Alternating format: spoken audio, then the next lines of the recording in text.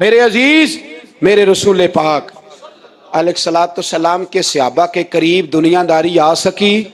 نہیں آئی۔ حضرت ابو بکر صدیق نے پانی مانگا تو لوگوں نے دودھ دیا، فرمایا پیچھے کرو۔ ابو بکر نے نعمتیں چھوڑ دی ہیں۔ اب ابو بکر وہ والا کام کرتا ہے جو رسول پاک نے کیا ہے۔ فرمایا نہ دودھ شاید پیش نہ کرو، جو مانگتا ہوں بس وہ دو۔ حضرت ابو بکر صدیق نے بڑے مالدار تھے۔ حضرت عمر فاروق رضی اللہ تعالیٰ عنہ کے پاس صحابہ کرام جمع ہو کے آئے، کون سا ایسا شخص ہے جس کی تنخواہ میں اضافہ ہو جائے؟ تو لوگ کہتے ہیں نہیں نہیں مجھے نہیں چاہیے، پر ہم نے وہ لوگ دیکھے ہیں۔ حاجی صادق صاحب کو مسجد والوں نے کہا 1000 روپیہ تنخواہ بڑھانی ہے، تو حاجی صاحب کہنے لگے میرا بڑا سونا گزارا ہوتا ہے، مینوں نہیں بڑے نے۔ حضرت سیدنا عمر فاروق رضی اللہ عنہ صحابہ اکٹھے ہو کے گئے، کہنے لگے عمر حضور کے زمانے میں بظاہر غربت رہی، جناب صدیق اکبر کے زمانے میں غربت، اب تو بڑی ریل پیل ہے، بحرین سے لاکھوں کا مال آتا ہے، آپ کو بڑے بڑے سفیر ملنے آتے ہیں، پر آپ وہی پرانا کرتا اور وہی تامت جو کئی جگہ سے سی آپ نے کئی جگہ سے پھٹی۔ اور حضرت عمر ایک دن عید کی نماز پڑھانے گئے تھے تو ننگے پیر ہی چلے گئے۔ لوگوں نے کہا جوتا، فرمایا ٹوٹ گیا تھا یار، پہننے کے قابل نہیں تھا۔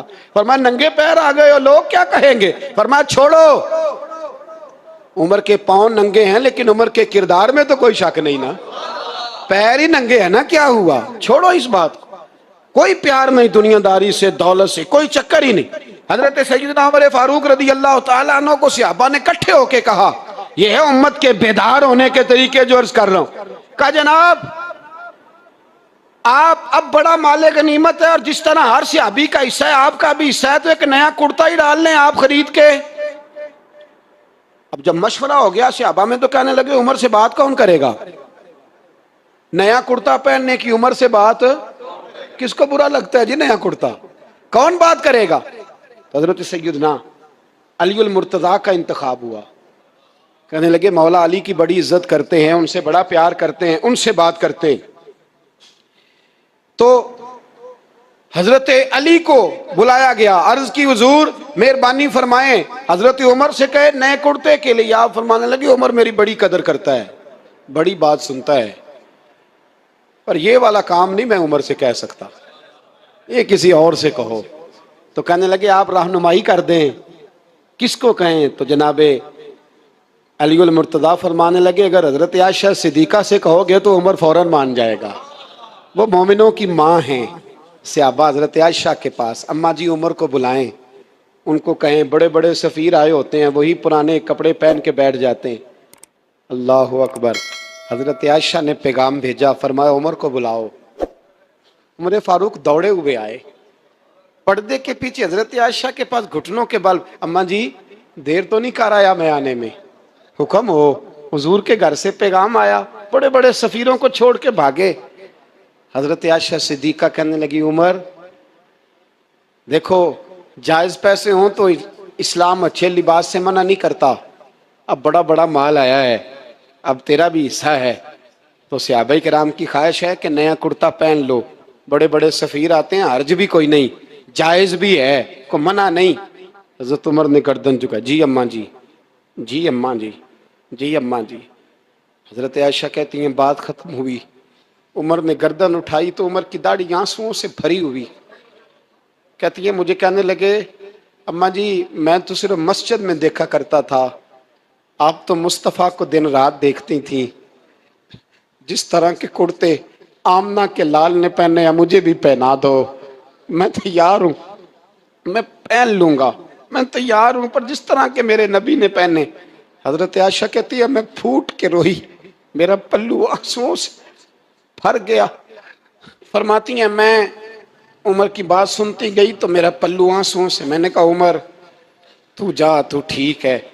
فرماتی ہے عمر فاروق سلام کر کے اٹھے، امیر المومنین چلے گئے، اس کونے میں صحابہ چھپے ہوئے تھے، وہ آئے، کہا اماں جی کیا بات ہوئی؟ تو میں پھر رو پڑی۔ میں نے کہا کیا بتاؤں، تمہیں پرانے کرتے نظر آتے ہیں، اسے محمد عربی کے جلوے نظر آتے ہیں، اسے رسول اللہ کا رنگ نظر آتا ہے، اسے وہ غلامی نظر آتی ہے۔ عمر کو دنیا سے پیار، اور دنیا سے پیار نہیں تھا، دعا پتہ کیا تھی؟ یوں جھولی اٹھا کے اللہ مرزقنا شہادتن فی سبیلک وجعل موت فی بلد حبیبک، اللہ عمر کو بسترے والی موت نہ دینا، موت شہادت کی دینا، اور میں میدان میں جا کے نہیں مرنا چاہتا، مجھے رسول اللہ کے شہر میں موت چاہیے، باہر جا کے نہیں، یہی میدان لگے مدینے میں، یہی موت آئے، اسباب بنا، میں مدینہ بھی نہیں چھوڑنا چاہتا۔ او بھائی، ان لوگوں کو نہیں پیار تھا۔ جناب صدیق اکبر کا وصال ہوا تو زہر کے اثر سے، وہ جو آپ کو زہر لگا تھا، بعض مفسرین نے لکھا ہے کبھی کبھی وہ جو سانپ نے ڈسا تھا تو کبھی کبھی اس کا اثر آتا تھا، بس اللہ نے شہادت دینی تھی کبھی کبھی، ورنہ تو بڑی شفائیں تھیں۔ حضرت عمر شہید، حضرت عثمان، جناب علی، امام حسن، امام حسین، علی اکبر، علی اصغر، حضرت عباس، حضرت سعد بن معاذ، حضرت امیر حمزہ، مصعب ابن عمیر۔ میرے محبوب نے تو لسٹ بنائی شہیدوں کی، لسٹ بنائی شہیدوں کی۔ شہادت سے پیار کیا رسول اللہ صلی اللہ علیہ وسلم کے غلاموں نے، پیار کیا شہادت سے، اسی لیے تو کافر اٹھ نہیں سکا کہ شہادت سے حضرت سعد بن معاذ رضی اللہ تعالیٰ عنہ کو زخم لگ گیا، جنگ سے زندہ آ گئے لیکن زخم ہے، رو کے کہنے لگے محبوبہ سارے شہید ہو گئے، میں ایسے ہی رہ گیا۔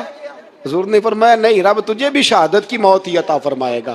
اسی زخم میں پردہ ہو گیا۔ میرے بھائی، حضرت عمر بن جموح رضی اللہ تعالیٰ عنہ 4 بیٹے لے کے احد کے میدان میں آئے، کہا محبوبہ میرے 4 ہی تھے، میں سارے لے آیا ہوں، سارے ہی قبول ہیں؟ فرمایا ٹھیک ہے۔ پھر خود بھی زرہ پہن لی، ایک ٹانگ سے لنگڑے تھے، ٹانگ چھوٹی تھی۔ حضور نے فرمایا تو نے کیوں لباس پہن لیا ہے؟ کہا حضور میں نے بھی تو جہاد پہ جانا ہے نا۔ تو حضور نے فرمایا تیرے 4 بیٹے جو جا رہے ہیں، تو کہا یا رسول اللہ کیا لنگڑے جنت میں نہیں جا سکتے؟ حضور لنگڑے اللہ کو قبول نہیں، میں نہیں جا سکتا۔ تو میرے نبی پاک صلی اللہ علیہ وسلم نے فرمایا نہیں، جنت تو تیرا انتظار کر رہی ہے۔ کہا حضور پھر میں بھی جاؤں گا، بچے جائیں گے تو میں بھی جاؤں گا۔ ایک بی بی احد کے دن 3 سال کا بچہ لے کے گھر سے نکلی، بیویوں کو کہتی ہے میرا خامد بھی بدر میں شہید ہوا، بھائی بھی اور باپ بھی، آج حضور نے پھر بلایا ہے، دل کرتا تھا کوئی جوان بیٹا ہوتا تو میں پیش کرتی، پر اب میرے پاس یہ 3 سال کا ہی ہے۔ بچہ لیا، مدینے میں مسجد نبوی میں حضرت بلال سے کہنے لگی 2 منٹ حضور کا دیدار چاہیے۔ نبی پاک آئے، کیسے آئی ہو؟ کہنے لگی محبوبہ میں شہید کی بیٹی، شہید کی بہن، شہید کی بیوہ ہوں، میرے پاس اب جوان تو کوئی نہیں، یہ 3 سال کا ہی ہے۔ حضور نے مسکرا کے فرمایا یہ کرے گا کیا؟ کرے گا